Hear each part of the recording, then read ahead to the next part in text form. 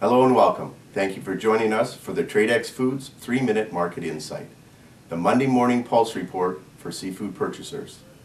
Some fast facts to start this week's insight. Catfish raw material supply from China is proving difficult to source for export to North America, as the Chinese domestic market is retaining much of the supply. Currency fluctuations have forced Chinese suppliers to hold back on quoting prices on finished products. This, combined with Chinese New Year and increased sales from China to Brazil and Russia, is beginning to leave North America in the cold.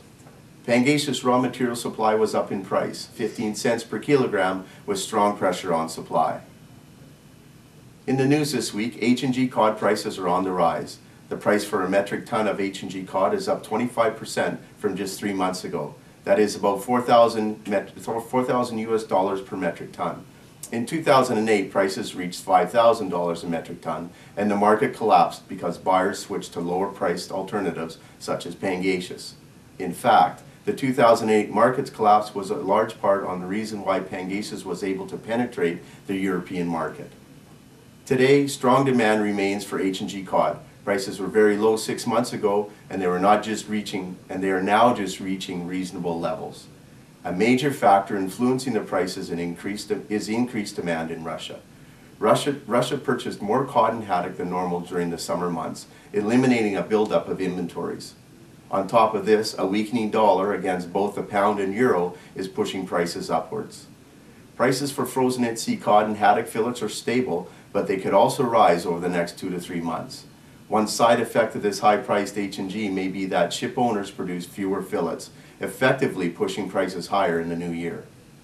It is undetermined whether the increased quota in 2011 will bring prices back down. Stock levels of cod, both H&G and fillets, in China and Europe are so low right now that it may take a while for the increased quotas to have an impact. In other news, Pangasius pricing in North America is strong right now. A supply shortfall of Vietnamese fish combined with rising commodity price has pushed prices upward.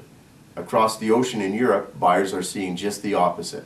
Prices for IQF fillets are so low that Vietnamese processors are stockpiling the fish in cold storages in Vietnam.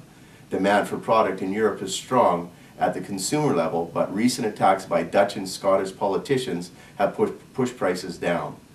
So the future of the Pangasius market rests largely in the hands of the U.S. government, who in January will decide whether to shift regulations of Pangasius from the FDA to the USDA.